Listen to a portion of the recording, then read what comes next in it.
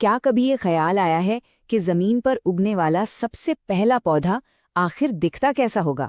आज हम लोग पौधों की पूरी कहानी के सफर पर चलेंगे। देखेंगे कि कैसे वो पानी के अंदर के एक बिल्कुल सिंपल से जीव से आज के इन बड़े बड़े विशाल पेड़ों में बदल गए जो पूरी दुनिया पर छाए हुए हैं। तो सवाल यही है कि आखिर ये हुआ कैसे? कैसे पानी में रहने वाले एकदम सरल जीवों से ये सफर शुरू हुआ और आज हमारे ग्रह पर इतने विशाल और कॉम्प्लेक्स पेड़ हावी हो गए? ये सिर्फ एक एवोल्यूशन की कहानी नहीं है, बल्कि ये तो एक कमाल की दास्तान है संघर्ष की, जीत की, और आज हम इसी दास्तान की परतें खोलेंगे। तो हमारा ये सफर शुरू होगा पानी में रहने वाले शैवाल से।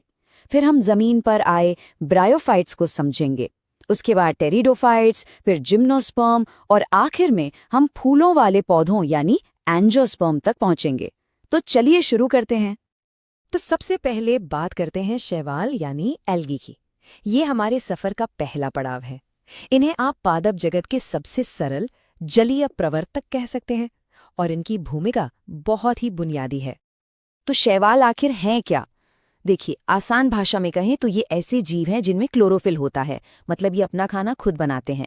इनकी बॉडी बहुत ही सिंपल होती है, कोई असली जड़, तना या पत्तियां नहीं। और इनका साइज, अरे बाप रे, छोटे छोटे वॉल्वॉक से लेकर समंदर में मीलों तक फैले विशाल केल्प्स तक, ये हर आकार में मिलते हैं। ये दिखने में भले ही एकदम सिंपल लगते हो, लेकिन दुनिया पर इनका असर बहुत बड़ा है। जरा सोचिए, हम जो सांस लेते हैं उसमें जो ऑक्सीजन है उसकी लगभग आधी मात्रा, जी हाँ आधी, इन्हीं शैवालों से आती है। ये एक तरह से समुद्र के जंगल हैं जो पानी के नीचे की पूरी फूड चेन की बुनियाद है। अच्छा, शैवाल को हम मोटे तौर पर 3 मेन टीम्स में बांट सकते हैं, हरी, भूरी और लाल। ये टीमें अलग अलग रंग के पिगमेंट्स यूज करती हैं और अपना खाना भी अलग अलग तरीके से स्टोर करती हैं। यही छोटे छोटे फर्क हमें ये समझने में मदद करते हैं कि पौधों का विकास आगे कैसे बढ़ा। अब कहानी में आता है एक बड़ा मोड़। पौधों ने पानी की दुनिया से बाहर निकलकर जमीन पर अपना पहला साहसी कदम रखा, और ये थे ब्रायोफाइट्स, जिन्हें हम पौधों के उभयचर भी कहते हैं। लेकिन हाँ, जमीन पर जिंदगी इतनी आसान नहीं थी। देखिए, ये लाइन इनकी पूरी कहानी बता देती है। बिल्कुल मेंढक जैसे उभयचरों की तरह ये जमीन पर तो रहते हैं, लेकिन जब रिप्रोडक्शन की बात आती है तो इन्हें पानी चाहिए ही चाहिए। यही इनकी सबसे बड़ी खासियत भी है और सबसे बड़ी सीमा भी, जो इन्हें नम और छांव वाली जगहों तक ही सीमित रखती है। ब्रायोफाइट्स में भी 2 मेन ग्रुप्स हैं, लिवरवर्ड्स और मॉस। लिवरवर्ड्स ज्यादातर चपटे होते हैं, जमीन से चिपके हुए, जबकि मॉस में आपको तने और पत्तियों जैसी हल्की फुल्की बनावट दिखने लगती है। और तो और मॉस का बीजाणु यानी स्पोर पैदा करने वाला हिस्सा भी ज्यादा डेवलप्ड होता है, जिससे वो अपनी अगली पीढ़ी को बेहतर तरीके से फैला सकते हैं। और यहीं से कहानी आगे बढ़ती है टेरिडोफाइट्स की ओर। ये पौधे एक ऐसा गेम चेंजिंग इनोवेशन लेकर आए जिसने उन्हें लंबा और ज्यादा कॉम्प्लेक्स बनने का मौका दिया। समझिए, इन्होंने अपने अंदर एक इंटरनल सुपर हाईवे बना लिया। ये सुपर हाईवे था वैस्कुलर टिश्यू यानी संवहनी ऊतक। आप इसे पौधों का पहला प्लम्बिंग सिस्टम कह सकते हैं। जाइलम और फ्लोएम नाम के इन खास टिश्यूज ने पौधों को पानी और न्यूट्रिएंट्स को बड़ी आसानी से अपने पूरे शरीर में पहुंचाने की ताकत दी। ये एक बहुत बड़ी छलांग थी, जिससे पहली बार असली जड़ें, तने और पत्तियां बन पाईं। और यहाँ पौधों की लाइफ साइकिल में एक बहुत बड़ा बदलाव आया। देखिए, पहले के पौधों में जो रिप्रोडक्शन वाला हिस्सा था यानी गैमेटोफाइट, वही मेन पौधा होता था। लेकिन अब स्पोर यानी बीजाणु बनाने वाला हिस्सा स्पोरोफाइट मेन पौधा बन गया, जैसा कि हम आज फर्न जैसे पौधों में देखते हैं। ये ज्यादा मजबूत और बड़ा था, एक जबरदस्त एवोल्यूशनरी कदम। अब हम पहुंचते हैं पादप जगत की अगली बड़ी क्रांति पर, बीज का विकास। इस एक चीज ने पौधों को ऐसे तरीकों से प्रजनन करने और जिंदा रहने की ताकत दी जिसकी पहले कल्पना भी नहीं की जा सकती थी। और यही एंट्री होती है जिम्नोस्पर्म्स की।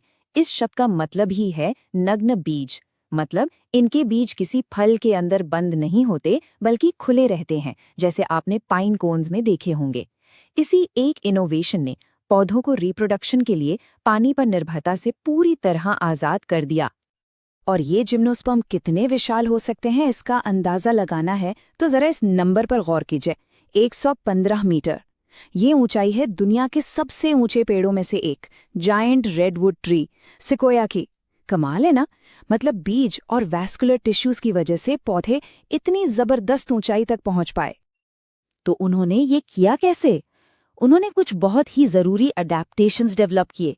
बीज ने नन्हे एम्ब्रियो के लिए एक सेफ्टी कवच का काम किया। हवा से पॉलिनेशन होने लगा तो पानी की जरूरत ही खत्म हो गई, और उनकी सुई जैसी पत्तियां ये पानी के नुकसान को कम करने में मदद करती हैं, जिससे वो मुश्किल हालात में भी सर्वाइव कर पाते हैं। और आखिर में हम आते हैं पौधों के सबसे नए और सबसे सफल ग्रुप पर, एंजियोस्पर्म्स यानी फूल वाले पौधे। इनके पास एवोल्यूशन के वो सारे टूल्स थे जिन्होंने इन्हें इस ग्रह पर राज करने में मदद की। तो आखिर एंजियोस्पर्म का सीक्रेट वेपन क्या है?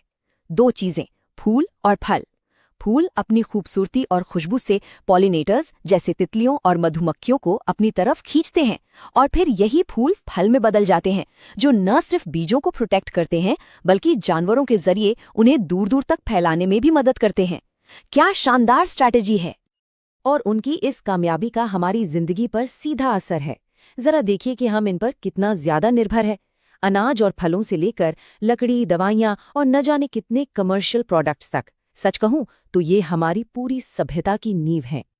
इन फूलों वाले पौधों को भी हम दो बड़ी टीमों में बांट सकते हैं, डाइकॉट्स और मोनोकॉट्स।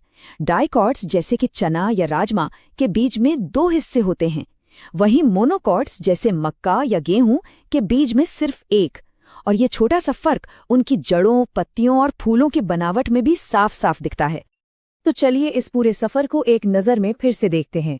शैवाल ने पानी की दुनिया जीती, ब्रायोफाइट्स ने जमीन पर पहला कदम रखा, टेरिडोफाइट्स ने अपना प्लम्बिंग सिस्टम बना लिया, जिम्नोस्पर्म ने बीज का आविष्कार किया, और फिर एंजियोस्पर्म ने फूलों और फलों के साथ इस खेल में महारत हासिल कर ली। ये प्रकृति के सबसे बड़े इनोवेशंस में से एक की कहानी है। और ये पूरी कहानी हमें एक बहुत बड़े सवाल पर लाके छोड़ देती है।